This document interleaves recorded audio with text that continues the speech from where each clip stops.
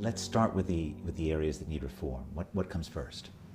I think what Kigali has already done is very unusual in African cities, and that is adjudicate the land rights. Until you've got clarity on land rights, who owns the land, and are able to get secure title and sell and buy, the city cannot evolve. Cities are platforms for investment in structures, and nobody's going to invest in a structure unless they've got security of ownership. As the city grows, the use of land changes. Think of new industrial zones where firms start to cluster around each other. To be able to do that, they have to buy land next to each other. And so the use of land changes, and that means the ownership has to change. So let's just walk through this again, because I think this is so important that people understand why economists like you and me are such strong believers in the value of having clear ownership over land. So the first point that you mentioned was, if it's not clear that I own my land, if the government's going to take it from me with some reasonable probability, in the future, why in the world should I invest in any kind of place-specific structure that's worth anything, right? Because that can so easily just be taken away, and that's a real threat, right? If eminent domain, or even if there's no eminent domain to use, it's just to take. Most of the threat doesn't come from the government taking it away. It comes from somebody coming out of the woodwork. You start to build on a plot. Gosh, that plot looks as if it might be valuable. I own it, not you. Sure. So we're going to go to a judge. Here's the judge. Judge, I own it, don't I?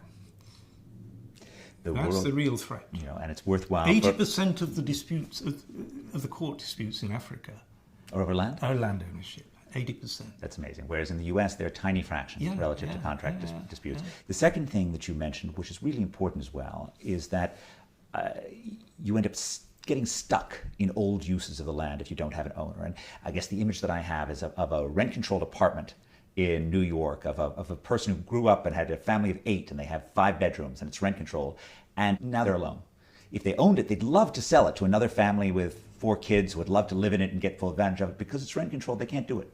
Your image was the rent-controlled apartment in New York. Mine was the slum Kibera in Nairobi, which is a huge slum. And it's a standoff. Legally, the legal title, to the extent there is legal title, seems to be traceable to some politically pretty powerful people. Senior military, senior this, senior that. They know they haven't got enough of a legitimate claim actually to evict the people on the land. But by the same token, the people who are actually on the land, often been there for a long time, don't have enough security to invest in the land. Right. And this is land very near to Nairobi city centre. It's potentially really valuable land. It's utterly underused in single-storey shacks. But why would you invest in it? Yeah, so my colleagues have just done a calculation that if you could transform that land into sort of commercial use, which is justified by its location, you'd unlock an extra $2 billion. Now, right. $2 billion is quite a lot of money. One of my conclusions from all this is the law's much too important to be left to the lawyers. Economists really need to come in and say, whoever these rights belong to, just sort it out and get it clear. Now, there's another thing that I know that you've talked about in this, which is property also comes with obligations, and maybe the most important one is that if you don't have property rights established, you can't charge property taxes. Absolutely. And it's critical, isn't it, the cities be able to fund their own obligations, and that property taxes are a fairly natural and efficient way to do that. As cities grow and become more productive, the capitalized value of all that extra productivity really gets reflected in land values.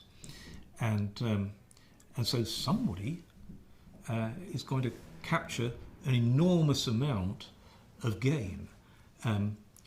The gain isn't really attributable to anything that a particular landowner does, The gain is a gain from the agglomeration. It's a collectively generated benefit. This is the other reason why you need a register of land ownership. The same register which adjudicates property rights can also be the basis for a tax system.